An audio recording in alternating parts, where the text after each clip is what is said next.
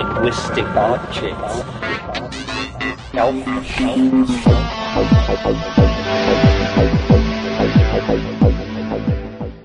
Greetings from Cyberdelic Space. This is Lorenzo, and I'm your host here in the Psychedelic Salon. And I apologize for not getting a podcast out last week. No good reason for it other than the fact that I've had another case of the lazies. But two of our fellow saloners weren't lazy like me and were kind enough to make donations to help with the expenses here in the salon. And those kind souls are Jose D. and Patrizia H. So, Jose and Patrizia, I thank you ever so much. Your help really means a lot to me. And I guess that I should come clean here and also mention the fact that, well, I got involved in a good book that, after the first 600 pages, became a real page-turner. But since there were still 400 pages left, I wound up putting most everything else aside and just kind of got lost in a world of science fiction. In case you're wondering, the book is Anathem by Neal Stephenson, and while it's probably a bit too geeky for many of our fellow saloners, those who have read it may want to go back in their minds and revisit some of the scenes as we listen to the beginning of today's podcast. And maybe this is a bit too fanciful, but as I listened to the beginning of today's talk by Terence McKenna, I suddenly felt as if I was in a chalk room of a math where a hundreder was just beginning a lecture. And if you haven't read Anathem, well, I guess what I said just doesn't make any sense at all. And maybe that's even true if you have read it. I guess I'm just trying to rationalize my not getting a podcast out last week. Anyway, here we are, and I think you'll find today's lecture by Terence McKenna quite interesting. For example, one of the topics he briefly touches on is immortality, otherwise known as life after death. And it may surprise you to hear his thoughts on that topic, at least his thoughts back in 1984 when this talk was delivered. And again, I want to thank Diana Slattery for sending me the cassette tape that this talk was recorded on. Thanks again, Diana.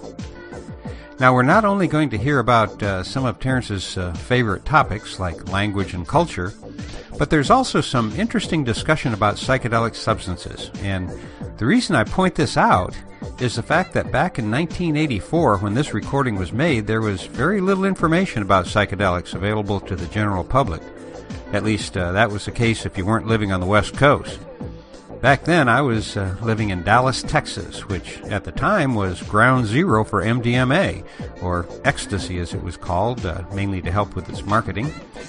But 1984 was also the year that I first became acquainted with this scene, and after my first few experiences, I went to several bookstores looking for more information about the world of psychedelic drugs, even though MDMA isn't actually a psychedelic, I should add.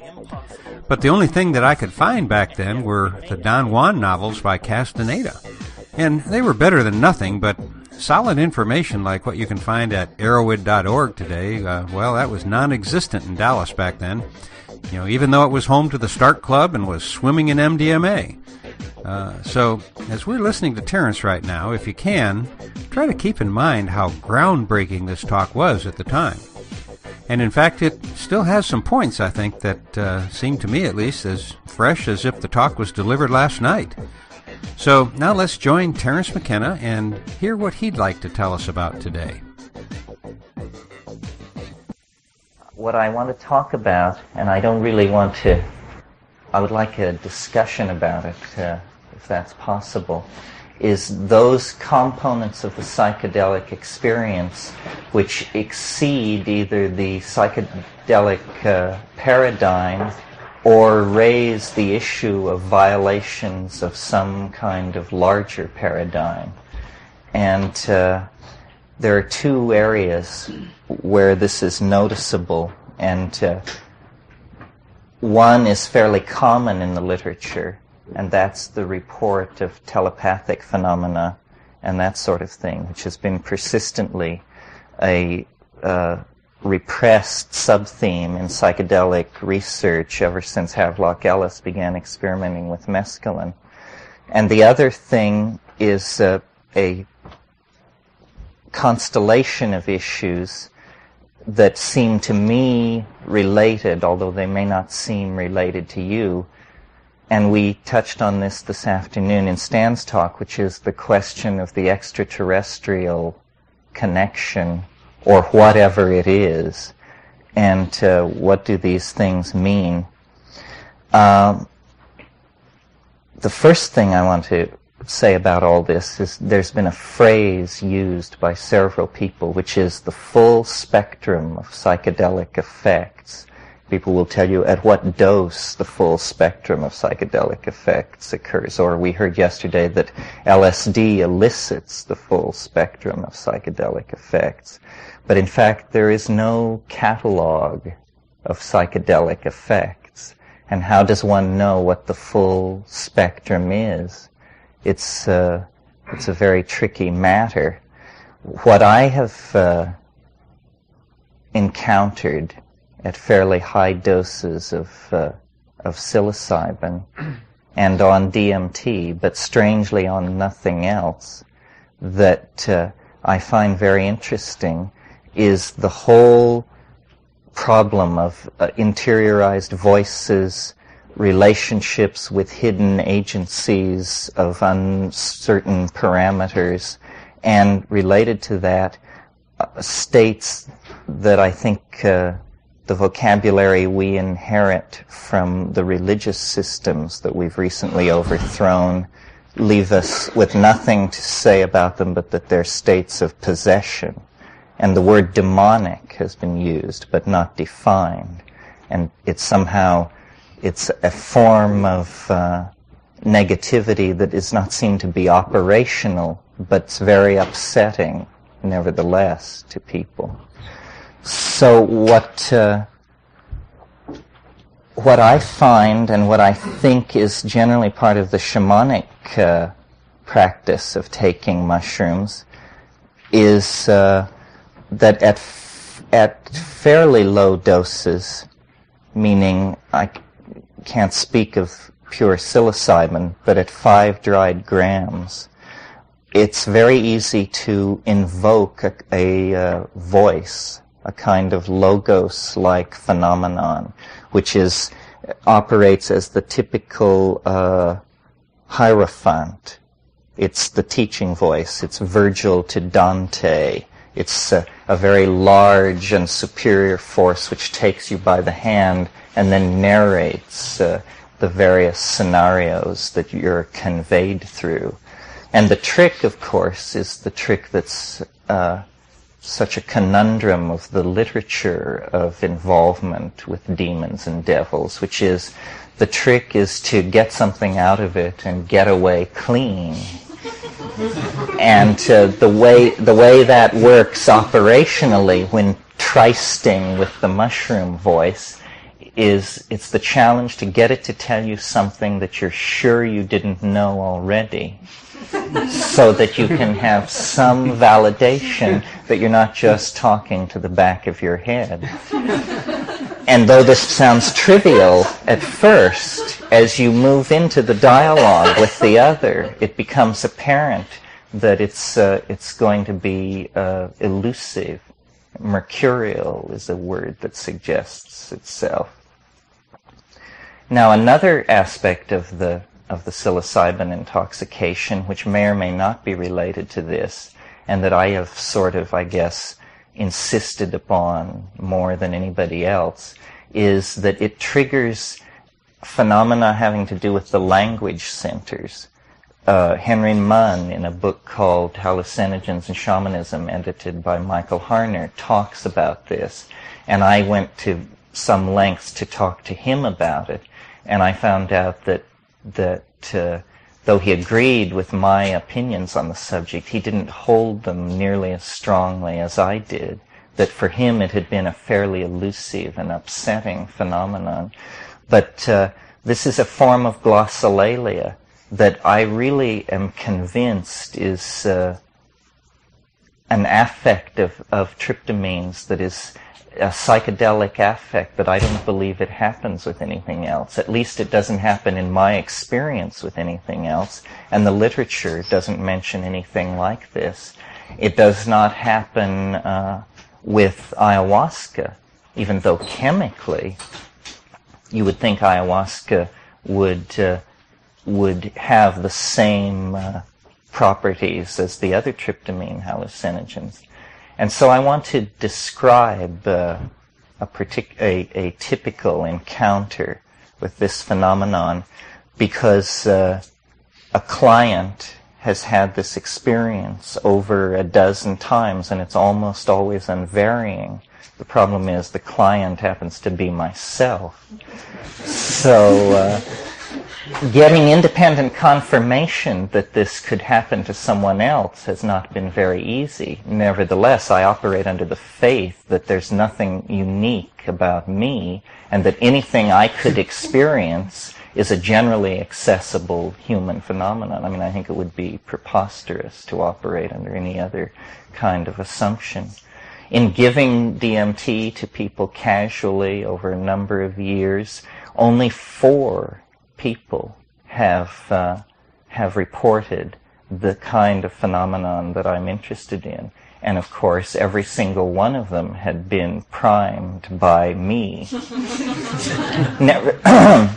Nevertheless, the experience is of such an ontologically different modality that it's difficult to see how you could cue it to somebody.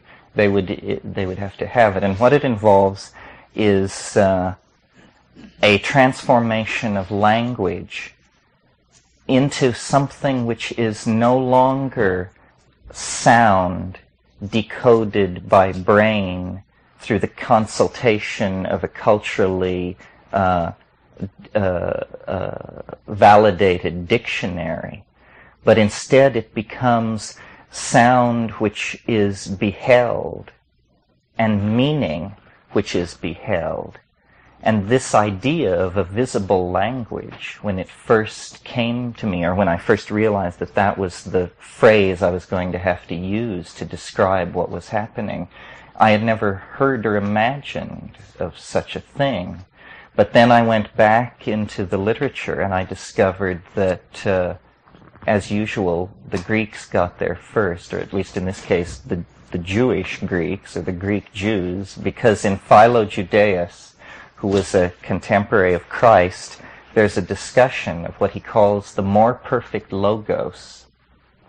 And he says the more perfect logos will be apprehended through seeing, not through hearing.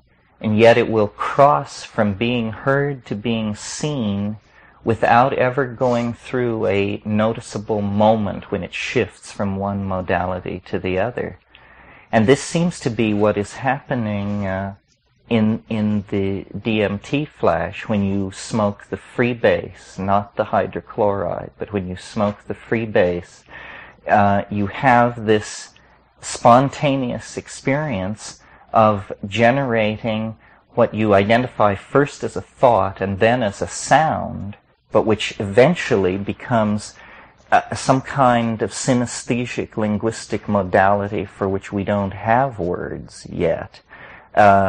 Telepathy I always conceived of as looking into your own mind and hearing what someone else was thinking. But the notion that telepathy might be someone speaking and producing a three-dimensional object in the air that could be rotated and mutually beheld by the speaker and the listener had never occurred to me. But experiment with the DMT showed that this extraordinary kind of state is actually potentially triggerable again and again. And it is,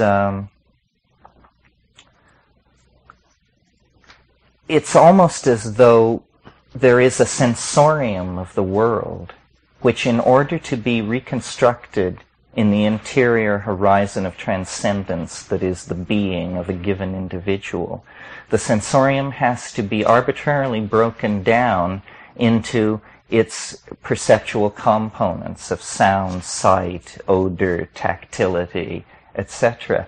And normally, as it enters the human organism, these categories, which are arbitrary but as old as the human body itself, are maintained.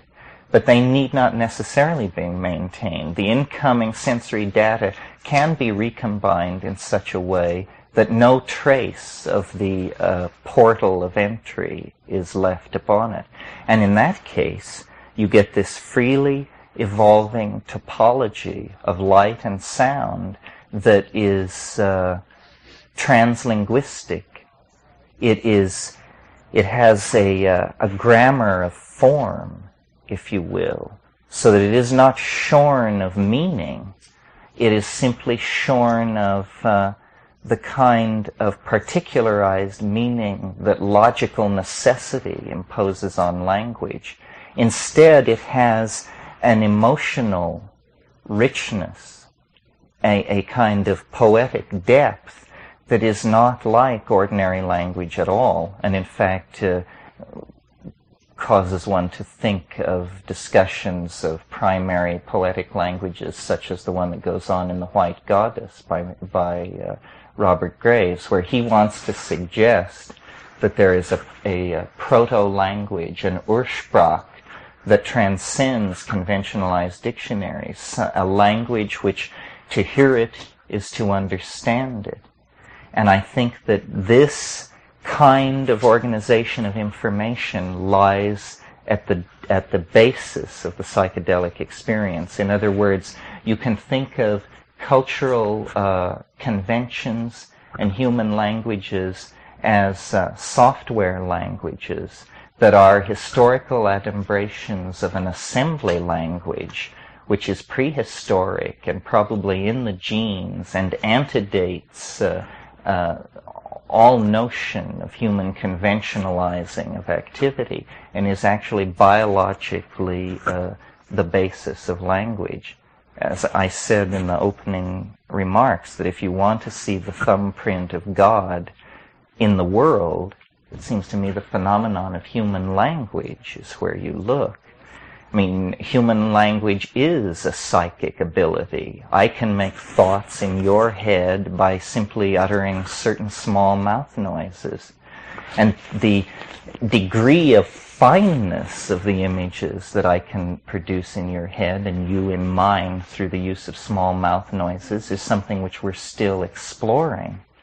I think that, it's well known that the human animal has not appreciably evolved in 50 or 60,000 years, possibly much longer.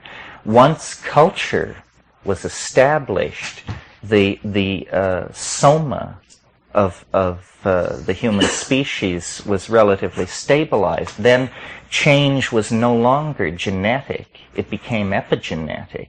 And you get, just as the stability sets in the animal form, you begin to get this fantastic proliferation of epigenetic change in the form of the evolution of culture, languages, alphabets. It all seems to be related somehow to the encoding of information. And the psychedelic state also seems to be about the revelation of kinds of information which are normally either not efficacious or unavailable for other reasons. And it is not that culture is evolving. The evolution of culture is an epiphenomenon attendant upon the evolution of language. Language is the part of man which is evolving. Culture carries along. At the present moment, we are able to speak 21st century ideas to each other, but our culture is carrying along at about the 1950s level. Nevertheless, it seems to me that this thing which psilocybin does to the language-producing part of the brain is not then some mere affect, some trivial affect of an obscure hallucinogen on a peripheral part of the brain. It means that it is in fact a catalyst for evolution because it is a catalyst for the evolution of language. We are not going to move into the future until we create that future through language. And the hardest thing to cause to change is language. It has an immense inertia because it is so unself-reflective of itself. And this is what we need to inject into it, is an element of self-reflection so that the evolution of language can become more conscious and less random. Because it's the non-randomizing of the evolution of language that will give us a real hold on the kinds of social modalities that we want to produce in the future. Now, I don't know if the tryptamine-induced glossolalia will have a major role to play in that. It may be simply one of the many promising scintillas or sparks thrown off by the psychedelic experience that invites exploration. But certainly all of these things, the chanting, the glossolalia, the inner discourses with alien forces, the self-examination of one's own motives, all of these things are linguistic activities and go on in the context of linguistic action. It seems to me that what these drugs synergize is cognitive activities of all sorts. This is why originally they were called consciousness-expanding drugs. And this synergy of cognitive activity has to be taken very, very seriously because it's having a massive effect on our society. As individuals, we tend to concentrate on the 6 to 12 hours following the ingestion of a given drug. But the real impact is a societal impact that is spread out over decades. And I don't think that there's any question at all but what the best part of the social program of the LSD reformers of the 60s has been enacted in large measure. It's simply that it's at a profane level, not pleasing to the purist. But I believe that people have deeper and subtler senses of humor. I think people have more refined aesthetic sensitivity. I think people have a greater sensitivity to the mysteries of human interaction simply because so much LSD was taken in the 60s. And these are permanent changes that will not be wiped out. Our language is largely in the place where it was left by about 1969.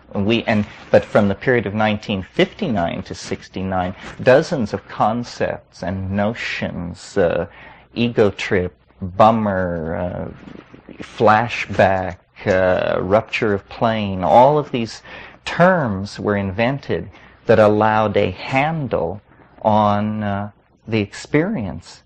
And essentially, the whole 20th century cultural experience has been an effort to create languages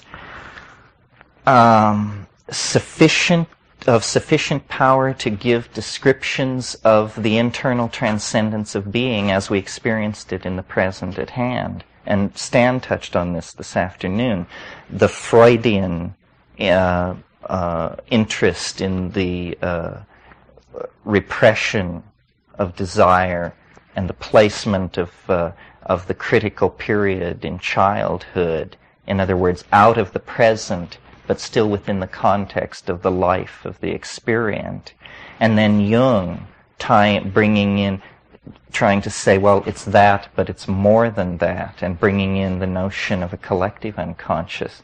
But it isn't that these guys were describing the unconscious or limiting or delineating the unconscious. It was that they were going through linguistic forms of metamorphosis in an attempt to describe what was a black box, which essentially I think still eludes them, because though the Jungian model was fairly satisfying, I think, by, we'll say, the middle 40s, it was just at that time that then these psychedelic agents began coming on, and what they show is that if we keep the Freudian term, the unconscious, then huge portions of the unconscious seem to have very little to do with human beings, individually or collectively, and that large portions of the unconscious present themselves more like a topological manifold In other words, more like a place that is no more interested in the traumas or repressed wish fulfillment of human beings than boulders, wildflowers, and waterfalls are interested in these things. In other words, the unconscious began to take on the character of a dimension rather than a repository of energy. It seemed to be instead something deployed spatially that could be entered into. And immediately, of course, the literatures and traditions and mythologies of the world were searched, and we discovered, yes, shamanism. There is a tradition of a therapeutic practitioner who, in order to cure his patient or himself, goes to a place. And then there are many descriptions. It's either an ascent through cosmic levels or a descent into an inferno or into the center of the earth or into a cavern. But the stress was on the spatial metaphor, that it was a place. And I think that the psychedelics are beginning to confirm this in a way that's very hard for us to assimilate. In other words, it seems as though the science fiction metaphor of another dimension is actually in some ways more applicable than these reductionist models which wanted to say, well, it's a representation of a certain symptomatology, or it's a representation of a certain past event system. It doesn't seem to be like that. And it raises questions about the relationship of the mind to the body, which I talked about the first night, that are very interesting. One of the things, again, that Stan touched on this afternoon was what he called synchronistic events attendant upon taking psychedelic drugs. And this means that you take a psychedelic drug and then someone you've been thinking of who lives far away shows up at your doorstep. This kind of thing. Jung, the word synchronicity was coined by Jung, and it means a meaningful coincidence. But I think it was P.D. Bridgman who said that a coincidence is what you have left over when you apply a bad theory. And there can be just so many of these meaningful coincidences before somebody has to stand up and say, hell, this can't be coincidences, meaningful or otherwise. Something else is happening here. And on psilocybin, and I think it's, based on anecdotal material, but I think it's generally true of other psychedelics in varying degrees, the synchronistic component is more like a poltergeist phenomenon. It's as though there are small eddies of autonomous psychic energy that disturb the periphery of awareness. It's the rats in the wall phenomenon. The scratchings, the rustlings, fire flarings need to be studied. The phenomenon of people lying on floors silent for hours and then sitting up at the very moment that the fire flares, the window blows open, the baby cries, almost as though there are waves of compression, of coincidence, connectedness. What is it? I'm not sure. Coincidence control. Something like that move through a modality. So all of these things suggest that actually we don't know what we're doing with psychedelics, that because things that you put into your mouth that are not foods must necessarily be medicines, we have assigned these things to our doctors to explain to us. And I noticed in the first talk this afternoon it was said, well, there's the schizotoxin, the theory that, the psychotomimetic theory. Then there's also the theory that these things induce religious experiences. But so did the psychiatrists who figured this out immediately step aside and make room for priests? Or what was the conclusion of that model of how it should be done? So I don't think they are, I think it's odd that our reaction to them was to immediately say, well, if you're dying of cancer, we'll give it to you. If you're seriously neurotic, you can be put on the waiting list. Everybody else hit the streets if you're interested. There was this notion,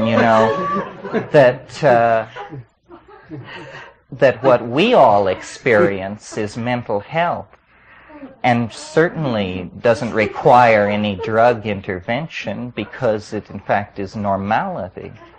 But Jung and others have had, the idea of an open-ended process, that there is an unlimited potential for understanding and for coming to terms with being in the world and for opening up to other people. And I think that it would be very interesting to take the approach that these things should be restricted to people of proven exceptional ability. That going along with winning the Nobel Prize was your license to possess and take psychedelics and to hand them out to your friends. It's interesting that when this was all being hashed out at the very beginning, it was Aldous Huxley's notion that this is how it should be done. He said, engineers, artists, diplomats, administrators, people must be exposed to these things. And then somewhere along the line, I think personalities arose with messianic tendencies, and the notion became that you would count success in millions of followers rather than in the quality of the people who were taking it. And that proved, a sad thing, because the society in which that conception arose had a demographic bulge in the 12 to 30-year-old group, and it just all ended rather badly. So, as I said at the beginning, there's no conclusion about all of this stuff. It is the frontier. There is a very large frontier. We're very fond of the notion of an ever-expanding sphere of understanding. But has anyone stopped to notice that if you have an ever-expanding sphere of understanding, necessarily the surface volume of the frontier of the unknown becomes larger and larger. So, it's like building a bonfire bigger and bigger to convince yourself that there's an awful lot of darkness. So I think, the key to getting around the cultural momentum that has placed us in this position is to return to the Baconian method, which is simply the collection of facts and the examination of them until patterns emerge, and that then the major datum for thinking about the psychedelic experience, it should be the experience. And that the pharmacology and all of these things, they will elucidate operational details of how these things function at the wetware level. But they will never elucidate the component which is beheld by the experient in confrontation with the drug. In fact, it's silly to demand that of them, because that's not the kind of information that they are able to deliver. In fact, no system of thought is able to deliver that kind of a description. That has to come from the individual. And that's why I am fond of speaking of these things as deconditioning agents, because what they show you is that, each man, each woman, their own Magellan. You need no longer participate in a pyramid of information where it's filtering down to you from the scientific, medical, governmental, and military elite, being explained by CBS, NBC, and Newsweek, and Time. You can discover, actually, that the adventure of being is not a cultural adventure, it's not a societal adventure, it's a personal adventure. and that this is what you really need to be involved in. And all this is happening. This is why shamanism has gained such a hold, because it's a metaphor for personal responsibility. And I think we all take personal responsibility for the evolution of our worldview. Psychedelic people, I'm referring to, take responsibility for the evolution of their worldviews. But still, we operate under the shadow of what's right to say about it and what's not right to say about it. For instance, the UFO thing is a cultural taboo and not believed in by intellectually nice people. It's more the province of telephone line repairmen and that sort of slice. But the fact of the matter is that no matter how much it may discomfort drug researchers and UFO people, because each is struggling to gain respectability in an inherently dubious field, but actually, I think there would be a fertile advance made if these two groups could talk to each other. Some people hearing me say that must wonder what in the world I'm talking about. How can a problem of unidentified aircraft be related to the phenomenology of the psychedelic experience? But you see, it isn't so much a problem of unidentified aircraft. It's a problem of not recognizing that the entire spectrum of existence is embedded in a linguistic model that is created by the workings of minds, and that mind is an imponderable, and yet it's set at the beginning of the equation. In 1978, a spectacular daylight meteorite crossed the United States from east to west. Required about 35 seconds for it to go from one side of the country to the other. There was no warning that this thing would occur. And in the 35 seconds that it was over the continental United States, thousands and thousands of people saw it. But we got 32 very good photographs of it from different points along the ground, 2 movies of it from 2 different points along its pathway, and it was very well documented. UFOs have been visiting people and appearing all over the world for 30 years, and the hardware faction can't come up with anything.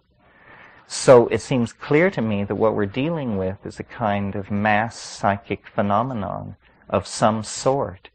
And it's very interesting that one of the anecdotal things in circulation about psychedelics is that they are actually catalysts for this kind of thing. And what this means is not clear, but it should certainly be investigated. I mean, if there's a chemical agent which can repeatedly trigger a phenomenon that bizarre, it should be looked at. Jung very early suggested in a book called Flying Saucers, a modern myth of things seen in the sky that he published in 1948, that it was in fact a projection of the mass psyche, that it was assimilable to the goals of alchemical transubstantiation. He called it the rotunda, the scintilla, the spark, the spinning thing. And it's all these things, but it is the clue that we are somehow trapped inside some kind of artifice, that the world that we're inside of is much more like a work of art than it is like the smooth-running mechanistic machine that Newtonian science describes. That description works very well for all low-grade phenomena, up to about the level of the weather. But from there on, the notion that the world is simply, probabilistic processes following these various creodes of least resistance becomes very untenable, because each of us in our experience of being, lives in a highly theatrical world. And what I mean by that is that you can see a woman at a great distance from you, in class, in opportunity, all of these things, and you fall in love with this woman, and it's hopeless. But of course, as we all know, it's also inevitable. And that inevitability totally violates physics, because it really is hopeless. How is it then that each of our lives is a work of art, of unbelievable chance encounters, coincidences, and wishes projected onto the world but never spoken and strangely fulfilled in the oddest ways? I think that it's because the world is made of language, and that if the Eastern conception that the universe is mind has any operational impact in the world, it will be through conceiving of mind as the underlying, self-aware, self-active, world-forming grammar of being. So that what Freud called the superego, what I call the overmind, there have been different ways of talking about it, has to be seen not as a passive homeostatic controlling device, but actually as the most intelligent organization on this planet. And we are all only components of this, believing ourselves to be the highest expression of freedom. But it is actually at the species level that organization is controlled, and that's why the emergence of ideas like the calculus or the invention of LSD or the steam engine, why these things have this curious property of being regulated from above. It's because the world is not nearly as chaotic and random as we suppose. We are actually trapped inside a giant organism, and it is not Gaia. That's a much larger organism. We are trapped inside a large organism, which is the human collectivity. And that's why we are such different monkeys, because there is this group mind, which none of us is aware of or has ever perceived, that is actually mediating the human experience. And it is no more apprehendable to us than the group mind of an anthill is apprehendable to us. It can't be seen.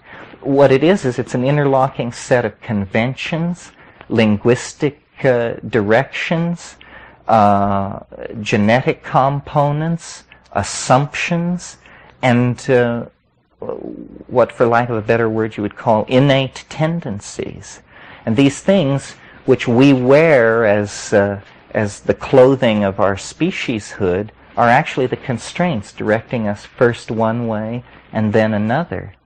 And if we want to take control of our destiny, we are going to have to rise into empathy with this overmind, this superego. And there's no reason to think this can't be done. I'm sure you're all familiar with Julian Jaynes' theory that until very recently, in fact, until Homeric times, everyone heard voices in moments of crisis. If you were in a moment of crisis, suddenly and quite naturally, a voice spoke in your head and said, get the hell out of there, or do something. And everyone understood that this was God, or the king, or the dead king. It depended on where you located in the Middle East. But there were people who traded between these various locations. And the first cynics is what they were, because they noticed that over at Ur, God spoke to everybody. But down at Nineveh, it was the dead king who everybody heard in their head. And this logical discrepancy cast doubt, and they became the first people to not hear the voice, but to assimilate it. And this is what we call the ego. It is what we experience as the self. something which 2,000 years ago was a god, which only intervened in human affairs to save lives and give heavy advice, has become for each of us the central focus through which we mediate our sensorium and project models of the world. So it is not, we are far more plastic than we realize. And I think what Stan was saying tonight about how the goal is to be in the, I forget the term, the hylolytic, the matter-oriented side of it, but to have this awareness, a complete awareness of the other side, so that you are simultaneously locked in Newtonian space-time and the parameters of the situation, and you are simultaneously liberated into a complete awareness of the other potential.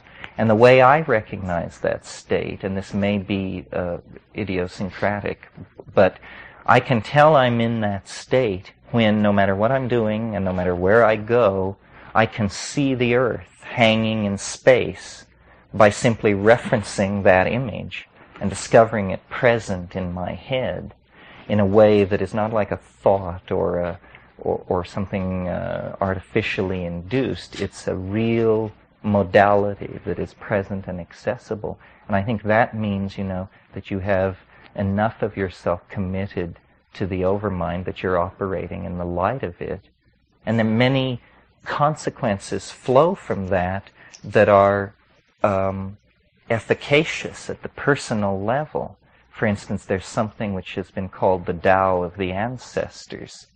What that means, I think, is simply that for each one of us, there is a way to do the things we must do that is the most energy-efficient way to do it. And I'm talking about opening a door, picking up a fork.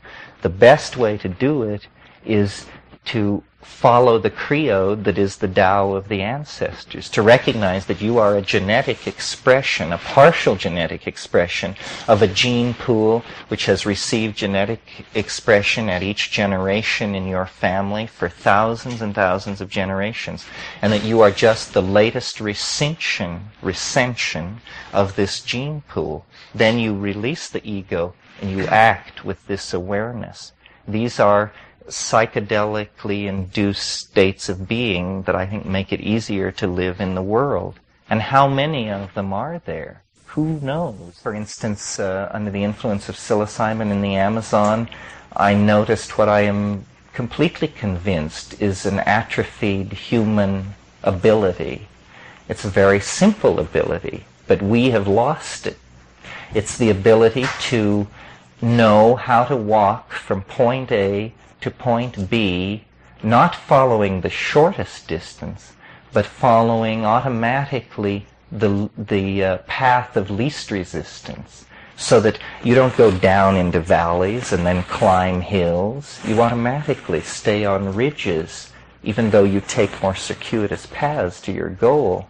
And I could feel this sense working. It was just like a part of the dashboard that had previously been covered up was uncovered. Here was a human sense, which we don't particularly need because we've erected linear cities where the path of least resistance usually is a straight line. But you can imagine people in rugged country. This is a sense which would confer great survival adaptability and be tremendously important. So I think that what we need to do is tease these human abilities out of the psychedelic experience, that really the psychedelic experience is like an intimation of immortality. And at varying distances in time from the point you occupy, it shows you ever more vague intimations of the future, but they are there nevertheless. Language is probably somehow related to the endogenous hallucinogens in the human brain. The evolution of culture is probably related to these things. It's been suggested that DMT in the brain is mediating what we experience as attention, that when you look hard, something is happening in the brain having to do with DMT, that it mediates awareness in a very moment-to-moment way.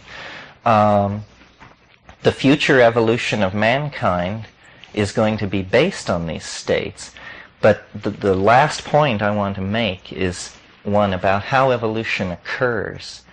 It isn't that a mutation happens and it confers greater adaptability upon an individual, and therefore that individual and his offspring numerically gain over competitor individuals of the same species. This is not how it works. The way it works is you have constant mutating of a gene pool from the influx of cosmic radiation and other factors. There is always a low level of mutagens, of mutants in a population. But they are of no consequence as long as the selective parameters remain the same. But when the selective parameters change suddenly, these individuals who were previously masked in the general population, the selective advantage that they have now comes immediately to the fore, and they act very quickly and critically to send the evolution of a given species off in a different direction. This is why the fossil record progresses in fits and starts, because sudden shifts of environment cause the apparent emergence of new types. It isn't that they cause it, it's that the new types were always there, but not with any advantage. It's that the new situation has conferred a sudden advantage on them, and they are moving then into positions of dominance in the population or the society, if we're talking about human beings. I think that the psychedelic experience is like that at the present level. It has conferred, there is a population of different people in the general population. And as conditions change, these people will be seen to have adaptive advantages without being metaphysical about it. An obvious adaptive advantage is what I call the deconditioning effect. That we live in a jungle of propaganda. You know, buy this, believe this, wear this. If you have a symbiotic relationship with a deconditioning agent, you're much more likely to thread your way through that with your soul and your bank account intact. So this is one way of thinking of it. That what the psychedelics really do, I think, is release us from cultural machinery and put you right up against the human essence and say you no longer have to pretend that you're Scotch-Irish or Witoto or Jewish. You can actually explore the human modality independent of the inertia of these exterior labels. And so it places responsibility, it raises questions of validity, existential honesty with oneself, and I think it promotes the moral life, which I don't think happens if you buy deeply into myths of the tribe, if you're a devoted practitioner of Marxism, fascism, capitalism. I don't think these things will lead you to the moral life, because they are not, they don't arise out of experience. Experience is everything. These are drugs of experience. It's very important to take the moment seriously, reincarnation and all these things aside. What if this were your unique opportunity to unravel it all and not be caught in dissolution? Because I think that there is a potential for immortality, but it isn't assured. It is something which comes to the courageous. And somehow in the historical experience, we've gotten the idea through Orthodox religions that salvation comes to the subservient. And this is totally wrong. It is more like the Greek ideal of the hero, that if you are heroic enough, once you're dead, you'll be a god. And I think this is what these things summon us all to. And the thing to look at are the things which don't fit any paradigm, the anomalies, the paranormal things, the self-transforming elf machines, the UFOs, all of these things. What? You didn't tell the story, the UFO story. Oh, which UFO story? Why not? Well, I don't know. It has to do with this whole thing. See, the alien is an archetype, as well as whatever else it may be. I mean, if aliens didn't exist or don't exist, we would still invent them, because it's the other. You know, I've made the metaphor that we have arrived at some kind of collective puberty, where we now are fascinated by the notion of a non-human partner. We're obsessed, as an adolescent is obsessed with sex, we're obsessed with the notion of alien love. We want this, and yet we have all the feelings about it that an adolescent brings to the early sexual experiences. It seems like an abyss, a devouring, a kind of giving up, impossible. And yet our historical development has led us to the place where we now realize this is possible. It's like finding out the facts of life. The facts of life are that there could be a girl next door. And now, who's an alien, of course. What other kind of girl next door could it be? So then, there's a girl next door. And so it's not all the talk about the wonderful technical benefits that we would reap and all this, and is obviously, it isn't that. It's an erotic fascination with the notion of the other that drives us. And perhaps this is why in the psychedelic experience the alien emerges so fully and completely, because it is a repressed notion. Although I've noticed in the history of the phenomenology of UFO contacts, the theme, it was first a light in the sky, then we had all these exotic abductions, and then in the last 4 or 5 years there are more and more persistent stories of sexual relations, pregnancies, this kind of thing. Well, this obviously means that, you know, we're growing up, we're getting older, the pressure is on to come to terms with how this thing is going to present itself. Yes. So, you know, it's hardly respectable to say these things anywhere. I mean, fortunately, I work for a living, so I can say these things. But the amount of anecdotal material that would come pouring forth if these things were stressed, I think, would shock everyone. And somehow it has to be taken out, and this is a really sensitive issue that it is very hard to talk about. How can such a screwy notion be taken out of the hands of squirrels? In other words, we have no shortage of people assuring us that aliens of all sorts are channeling left, channeling right, this, that, the other thing. How the problem is the reverse of the problem in radio telescopy, where they search the skies and get nothing. Our problem is just a cacophony of hysterical claim-making. Where do you begin? You know, the Urantia book, you got the Nine, you've got all kinds, and this is not a new phenomenon. It's, well, you could choose your point, but certainly since the onset of Theosophy and Alice Bailey's school, and there's been a lot of channeling in the 20th century. So the problem is one of filters. Which aliens do you believe, and how do you tell garbage from the real thing? And I think this is a problem for information theorists. It's a poker playing problem, essentially.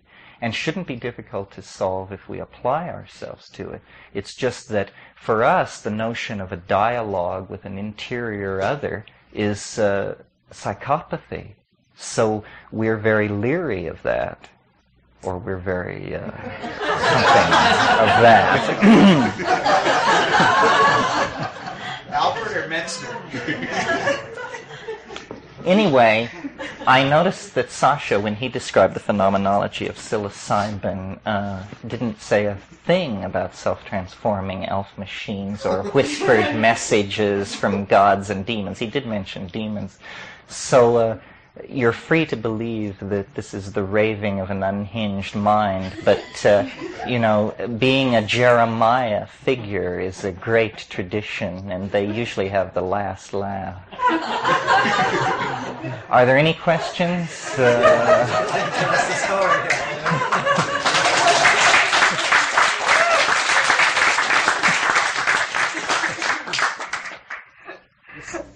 Please.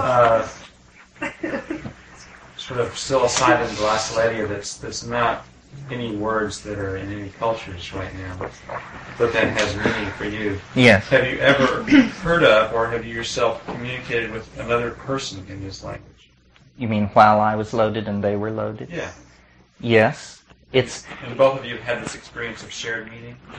Yes, but see, how can we check since English won't flow back and forth? No, I take your word. If you both experienced shared meaning and confirmed it, that's about as far as you could go, I guess. I think so.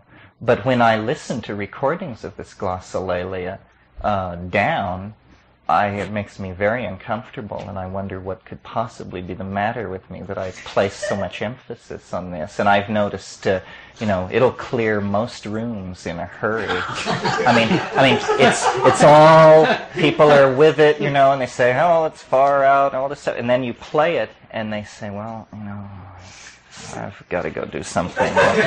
They draw back. It seems too quirky.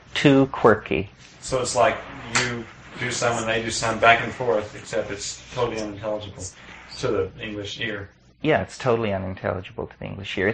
What it sounds like when I listen to it down is it sounds like a language, a human language, very, very far removed from English. Well, what you're talking about really could be the language before we tried to build the Tower of Babel. We all shared the same language, then it got split up because we were the or Ursprach. something. This is the term for that. Ursprach, the first language. Yes, it may. That's what I mean by an assembly language. But the things that happen on psychedelics with language just defy rational apprehension. I mean, for instance, there's a Celtic saying that poetry is made at the edge of running water. And I've noticed on psilocybin at times that as you approach running water, like a river or a waterfall, you begin to think in rhyme. It's sprung verse. And it seems preposterous. And you say, this is too crazy to mention to anyone. And you're right. But nevertheless, it's happening, I mean, and as you leave the river, thought becomes perfectly normal. And and people say, well, white noise is doing this. That's an explanation.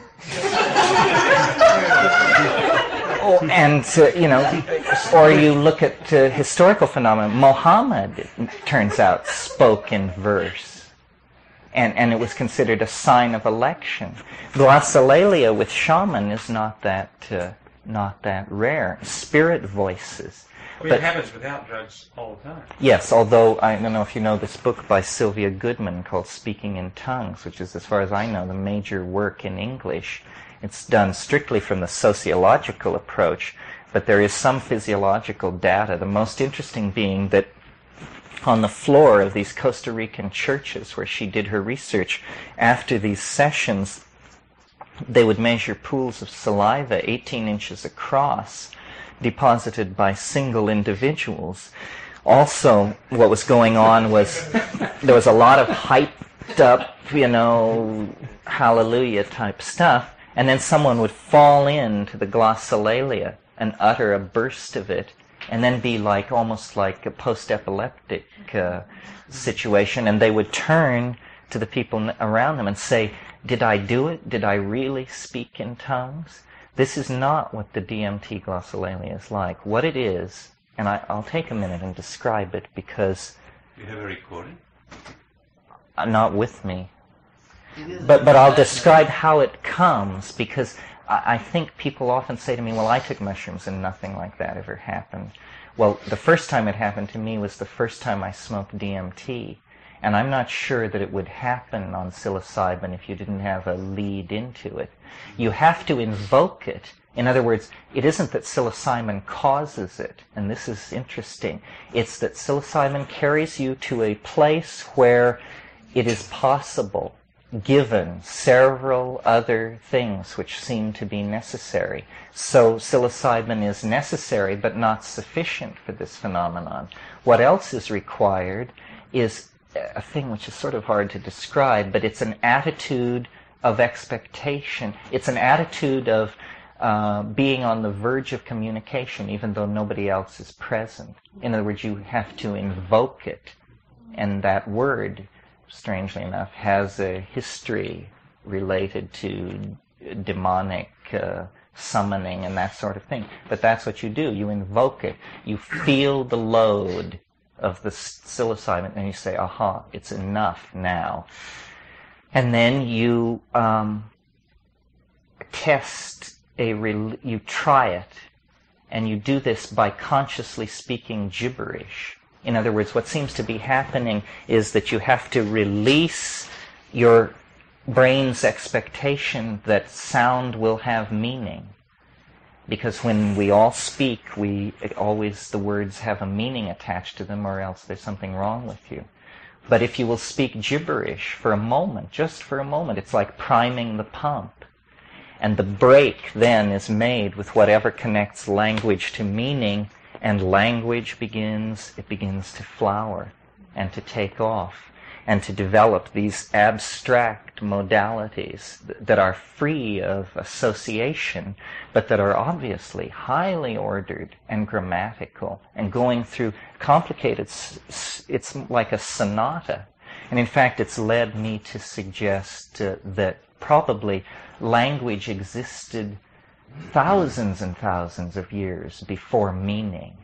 That this is what monkeys, these evolving monkeys on the brink of self-reflection, did for each other as a form of entertainment. It's not as much of an energy drain as chanting and singing. You just carry it on at a conversational level, but it's word music that very, very fine nuances of the stuff it's manipulating, which is not meaning, but whatever it is, this topological manifold, very fine nuances can be imparted to it by these small mouth noises. And is it anything like what babies who are about to learn to speak do? They carry on these things, and it sounds like a language that you just don't understand. There's all this inflection, and it sounds very intelligent if you could just kind of catch it. It's like that. It is very close to actual language. It's like that, only more so. Only more complex. Like one of the things that seems to be going on is there seems to be more phonemes than are actually in any human language. I mean, isn't it that there are 52 phonemes and no language known has more than 41 or something like that? But because if you do this for a while, and it's so much fun, it's a kind of ecstasy to do it, that there's no reason to stop if you're alone. After you've done it for an hour or so, your face, your mouth, is just hanging down to your waist. I mean, it's like you've just done something to the whole front of your head, and all the musculature has dissolved because you've been making all these sounds that you never make. And the whole front of your face feels different. So every language has a set of coded mouth positions which are expected and easily facilitated through use. It's easier if there's somebody else there to hear it. No, there's rarely somebody there to hear it when I do it. Well, but I sometimes when it was, wish. Is it easier? In other words, because I got the impression that there was something about the attention, the listening of somebody else that facilitated the channeling through. Oh, I don't know. I mean, for instance, I'm very shy about it. I feel like it's a very personal thing to do, so that it's hard for me to do it in the presence of other people. But this is just perhaps my personality or my association I with it. think you're a better speaker in English since having these experiences. Yes, well, this is There's something... more fluidity that there are, you have developed, your face and your expression. And Well, here's what I think it is. And Henry Munn made this point in his article. And I said earlier, that what we need is the evolution of language, and it's all about the evolution of language. Yes, it's a continuum. And as I guess it was here or it was somewhere recently, I said, it begins as clear thought. It moves into eloquence. It then becomes charismatic. At that point, if it goes any further, it will be called demonic possession, because it's happening too much. You're not supposed to be that compelling. You're not supposed to be that powerful a speaker. And if you stick with it past demonic possession, it becomes these objects. It actually crosses over and becomes the topological modality that I mentioned. Jill and I were talking in the baths the other night because she made her sounds down there, and I caught it at a certain angle visually, and I could see these things coming out of her mouth, which looked like blue smoke. And I've seen this before. It looks like heat waves off a highway. And perhaps it's nothing more than heated air that's been in the lungs, heated by the body, has a different refractive index than the exterior air. It's probably expelled in a series of waves. And so if you have the light just right, what you see is a displacement of light, a flickering in the vicinity of the mouth. But I think I've also, in a stone state, watched that condense into this more visible language. And it's as though, there are finer and finer levels of vibration. The whole notion of the word becoming flesh, which occurs in cosmogonic myths as diverse as the Judeo-Christian and the Australian Aborigine. It's always about a word. A word was uttered, and this word was somehow more than a word. It adumbrated through dimensions and caused the phenomenon of being. And this is the sort of thing that's happening. But to answer your question, yes, I think that I have verbal facility because I've taken so much of this drug. And maybe I had a tendency toward it at the beginning, being Irish and not given to hard work. But nevertheless, it definitely does this, and it does it temporarily. Like when you take psilocybin, if you actually try to do what we call raving, which is, a high-speed soliloquy, but the raving can just go anywhere, and is, if it's true that what we are creatures of information, then this is very interesting, that it synergizes this ability. Everything that we are doing is informational deployment. I mean, we take in raw materials and we excrete manufactured objects, which are essentially ideas. We take in air and we expel words. Everything we do is about stamping higher orders of information on unorganized lower forms of raw material. And it's moving out of us, moving out of our bodies, this technical engine that we have created of computers and scientific institutions and rapacious government agencies and commercial concerns.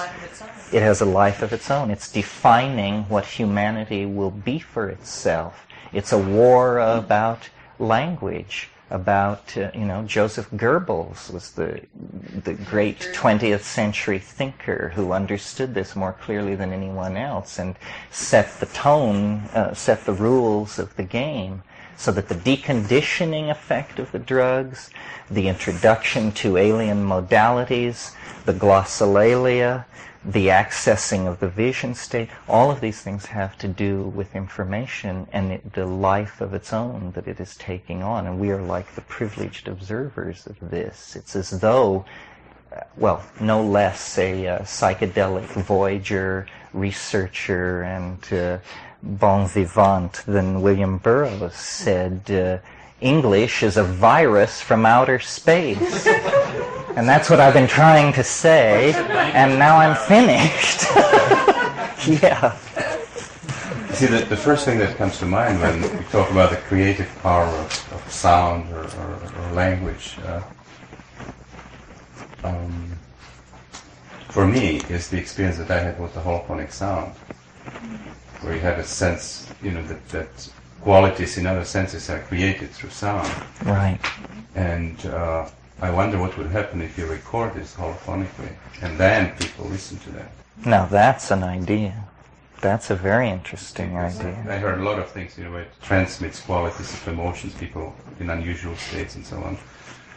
But there I came as close as I've ever been to understanding that there's something special about the creative power of sound. Of sound, yes, I think so. I always saw it as a metaphor, that what science has discovered about vibrations, and that sort of when they talk about sound, they really mean vibrations, so not sound literally. Well, they talk too much about sound, I think, and not enough about language. Most people, when they think about the creative power of sound, they think about the mantric approach, syllables, sustained tones. And what I'm more interested in is the self-transforming power of grammar, that there is really something going on there. Yeah, but it's just the next stage. Right. Well, these things, it's all gradations. This is all of a piece somehow, and how the visual cortex and the voice relate to each other is not well understood. One thing I want to mention, I just thought of it, but because there may be experimentalists in the room. This was appeared 3 months ago in Scientific American, and to me it just seems astonishing. It is that anyone who can sustain 100 hertz hum, that's 100 cycle per second hum, can look at an electric fan, and if you can sustain this 100 cycle hum, you can slow the fan down, make it appear to stop, make it go backwards. You can do this to a phonograph record, you can do it to a spinning wheel. This is not stoned. This is simply using the voice. Well, it sounds like pure magic. How can such a thing happen? The explanation of the Scientific American was that actually the resonant voice cavity is imparting vibration to the eyeballs, and that it's actually this subtle vibration is breaking up the photon input, and you're actually getting a stroboscopic effect. Well, the guy who wrote the article said that he had no training in music and was tone deaf. So to test the theory that it was vibration of the eyes, he built a little machine where he strapped his chin onto a box, and by manipulating a dial could make the box vibrate and impart the vibration to his chin. So then, and he also used, you can make TV pictures appear to roll, or you can fix rolling without getting out of your chair by doing it. And he attached his chin to the box and ran it up to 100 hertz, and lo and behold, this effect was happening. Well, imagine an Amazonian shaman being able to approach a waterfall or something like that and make the water stop or flow uphill. Things like this, with no technology except the human voice. How many things are there like that, How many human abilities are there that we are just unaware of or have masked? And what could you do with it? I mean, I suggest stopping a waterfall. because I've just given it 5 seconds thought. But what if you'd given a millennium of thought to social institutions and little tricks and party games that could be used if you could stop time with your voice? And we bring orthodox physics to bear and say, well, acoustical vibration, stroboscopic effect, etc., blah, blah. But what is experientially happening is here's a man who uses sound to control the speed of passing time. If that's not a magical ability, what is? And yet it's all nuts and bolts. And he hasn't even taken his first hit of ayahuasca. This is just on the natch, right? So what happens when you add in, the exotic psychodynamics of these compounds? Well, that's a lot what two things come to mind. One is I understand that Hitler's generals would go into him, and they're going to talk him out of this next invasion because he's totally off the wall. And they come out glassy-eyed and convinced they're going to go invade some more. Well, he'd probably been chatting with Joseph Goebbels before they walked in. And the other thing is Milton Erickson, who just with his voice does all sorts of things to people that are totally He can't totally even speak amazing. their language. He can do it to people that he doesn't understand them and they don't understand him. Totally with sound, and he moves his head around in real unusual ways even after he stopped talking. Who knows what that does? Ayahuasqueros are interesting because when you meet a few of them, they all have a bunch of mannerisms which have to do with their voice and a certain sound that they make. The only honky I've ever met who came even close to this was Ralph Metzner. Has a curious speech habit, which is this, it's a kind of a purr at the back of your throat. But these ayahuasqueros do it very noticeably, and when they're listening to you, you hear them purring, and they have very smooth, liquid, invasive voices. And of course, ayahuasca, the way in which it's taken, it's very interesting. There's no drumming, I've never seen a musical instrument at an ayahuasca session. Everything is voice, voice, voice, and that's what they're into. Don Fidel is a good example. Many of you have probably heard his tape, but there are many such practitioners. They also, in the curing process, use very sharp sounds. And in fact, when you talk to Don Fidel, he has a very animated style that is not the macho Spanish style at all. His speech is punctuated with all these aspirations, sharp sounds, and he obviously has a relationship to sound that's very different than we do. We can play it sometime or in an intermission sometime. And it's wonderful to trip to. It's very good. So that's how the boar ate the cabbage.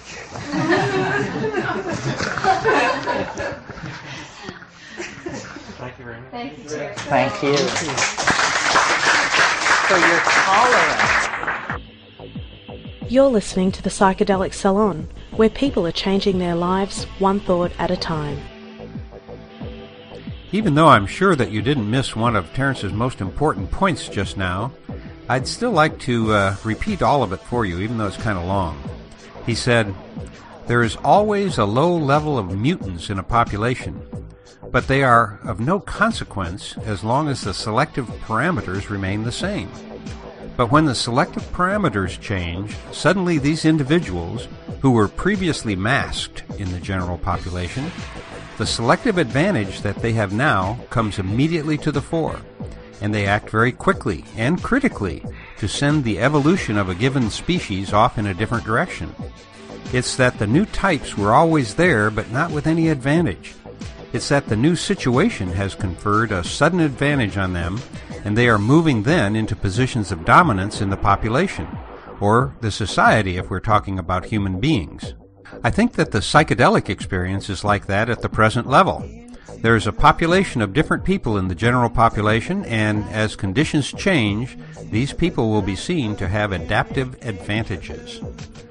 So, do you fit the definition of a mutant? And not just any kind of a mutant, but one who is just waiting for a few selective parameters to change? I know that when I used to go back home for the holidays and have to pretend that I still fit into my birth family, Well, I sure felt like a mutant sometimes. And my guess is that may have happened to you a few times as well. But now you know that being the odd one out may not be such a bad thing after all.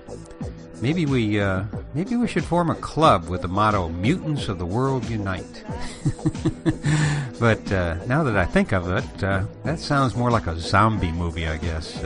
Maybe we should just lay low after all.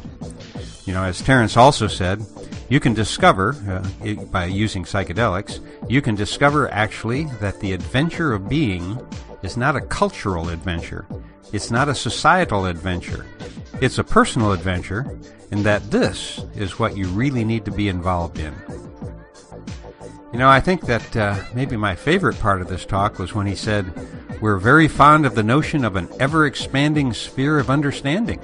But has anyone stopped to notice that if you have an ever-expanding sphere of understanding, necessarily the surface volume of the frontier of the unknown becomes larger and larger? It's like building a bonfire bigger and bigger to convince yourself that there's an awful lot of darkness.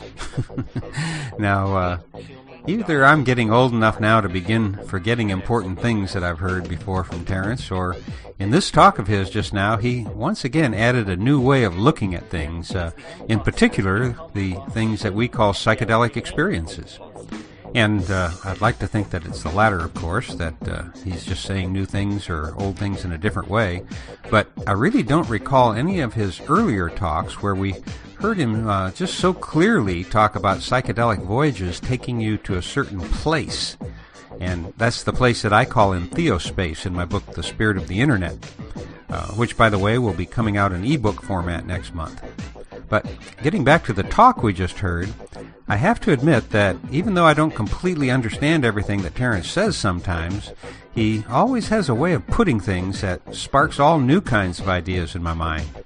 And maybe that's why we all like listening to him so much, not for what he is actually saying, but rather for the thoughts that he is able to provoke in our own minds as we try to follow what he's saying.